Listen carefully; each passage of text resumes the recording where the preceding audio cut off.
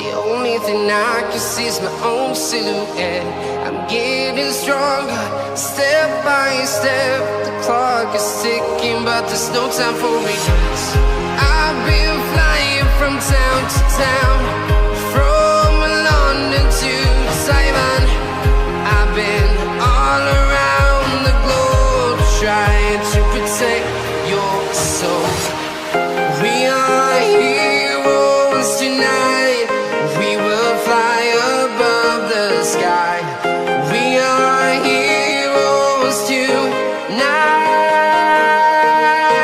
Yeah. We are heroes tonight. We will fly above the sky.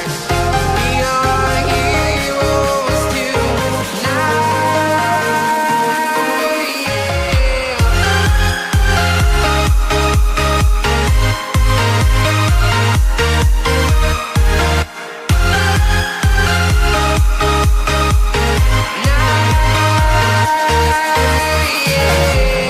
Feeling like a dynamite, ready to explode right up in the sky. I need you to listen, I need you to hear, and don't show any fear. I've been flying from town to town, from London to Taiwan.